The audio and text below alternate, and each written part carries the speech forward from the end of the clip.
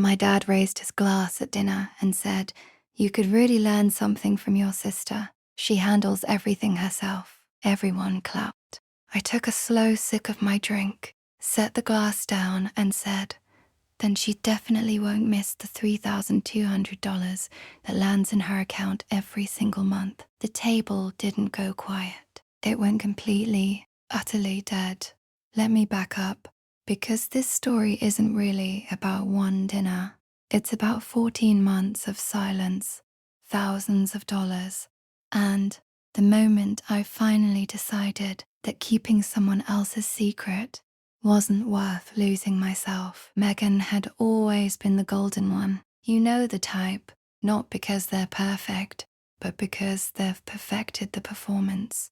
Beautiful apartment in the city, a white Jeep she photographed in golden hour light every other weekend rooftop brunches, polished LinkedIn updates about growth and discipline and gratitude.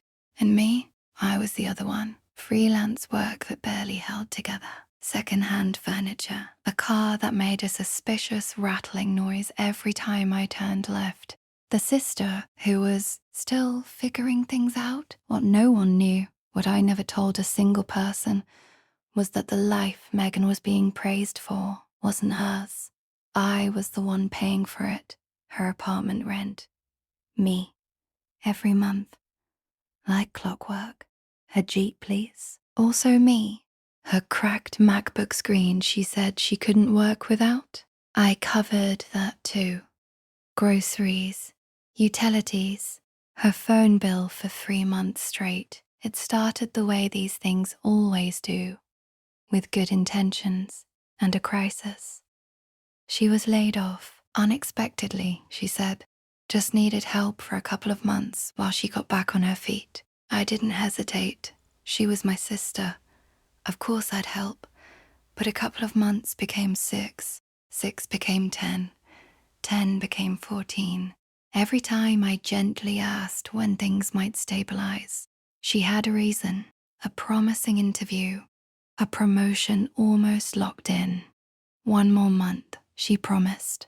Just 1 more. And while I quietly skipped vacations, ignored things I wanted, and drained savings I'd spent years building, Megan was posting treat yourself content to Instagram and letting our family believe she was the embodiment of hard work paying off. She never corrected them. She didn't need to.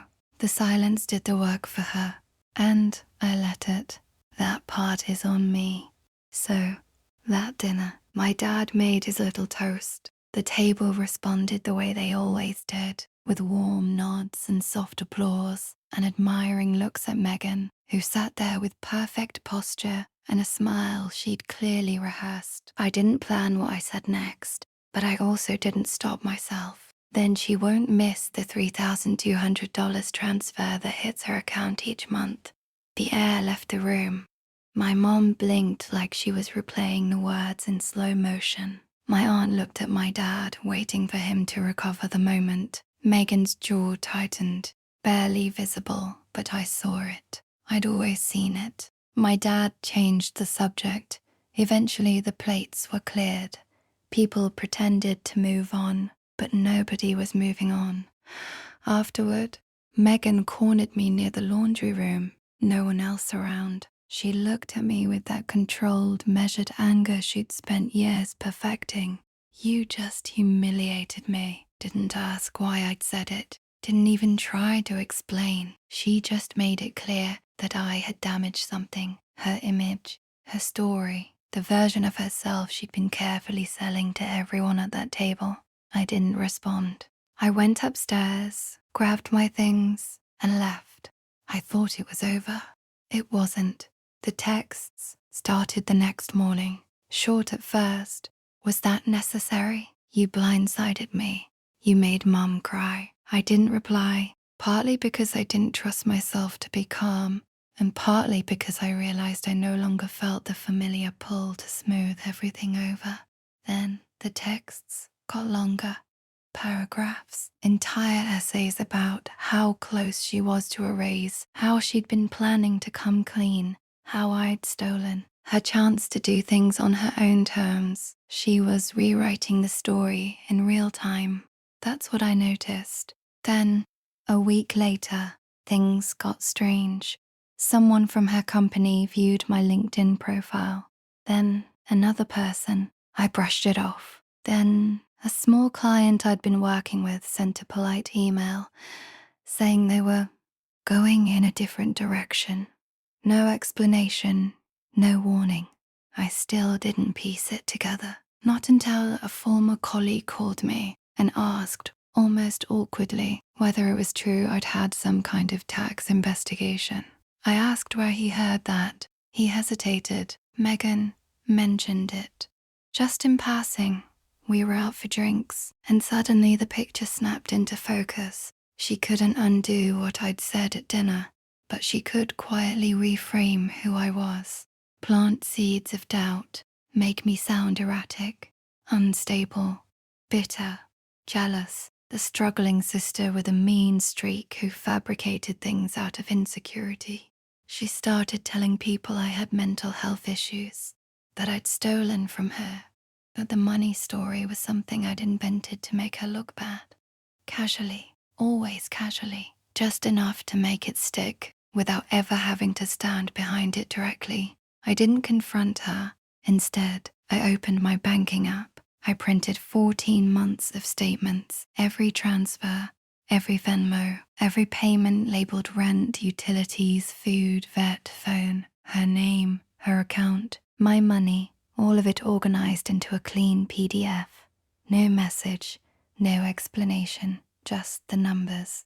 I emailed it to my parents on a Tuesday. By Friday, Megan was at my apartment door. I heard her pacing in the hallway first, then 3 sharp knocks.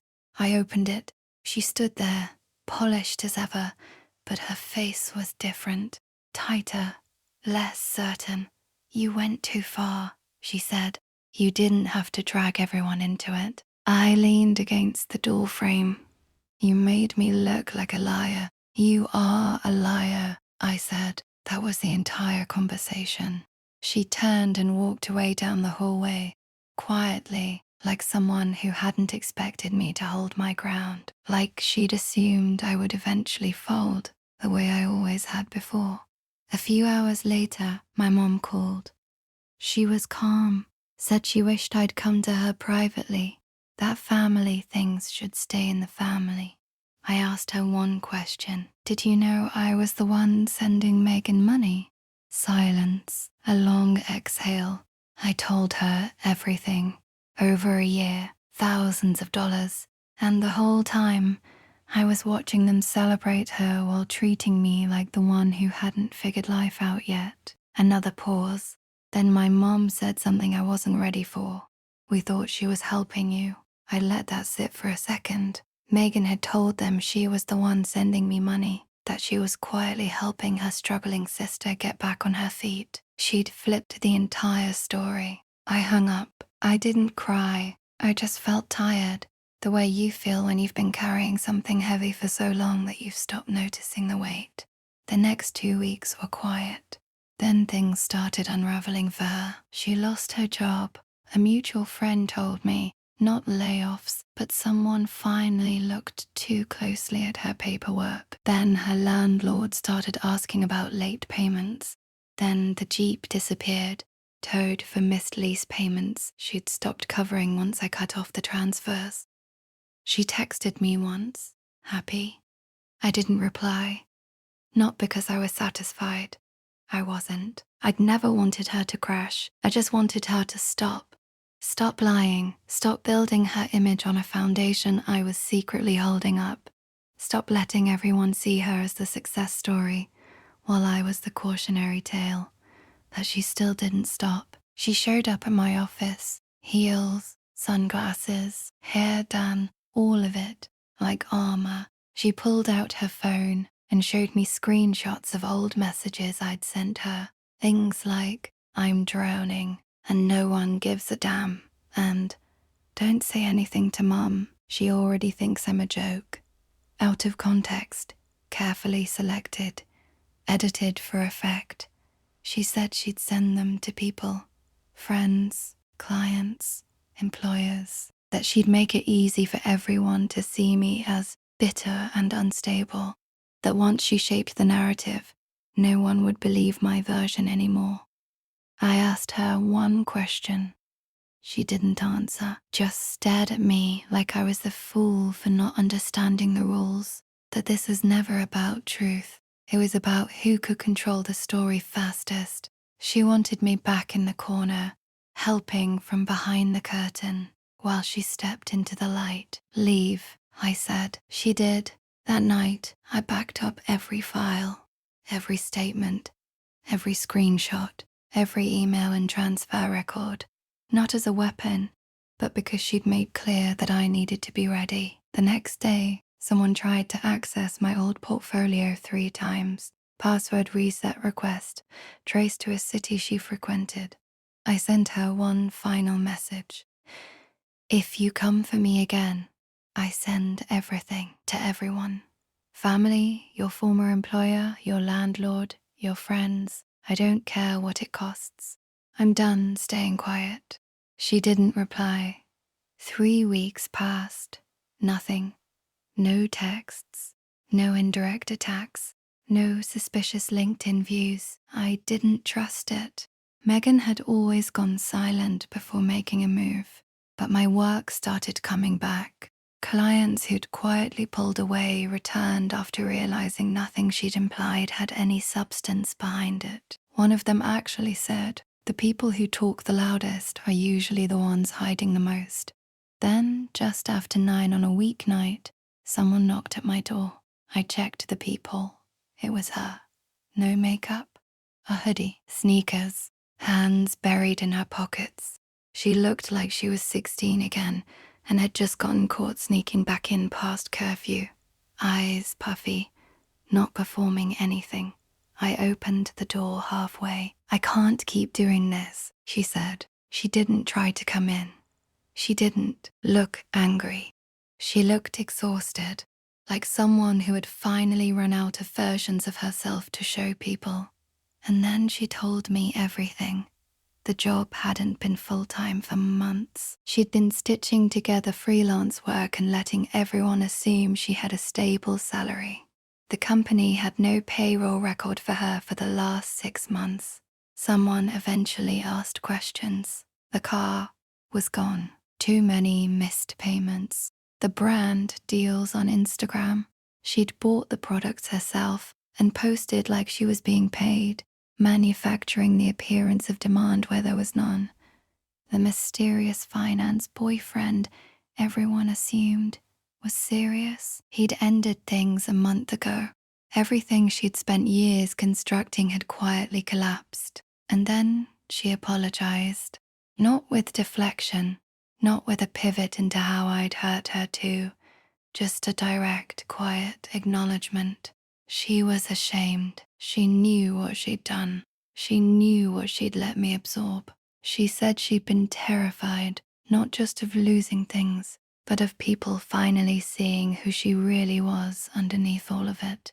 Then she said something I've thought about since. I thought if I could make everyone believe I had it together, eventually I would too. But the only reason it worked as long as it did was because you let it. She wasn't wrong. I didn't forgive her that night. This isn't that kind of story. But I nodded, enough to let her know I'd heard her. I told her to call me in the morning. She said okay, turned and walked away down the hallway. And standing there in that doorway, I felt something I hadn't felt in over a year.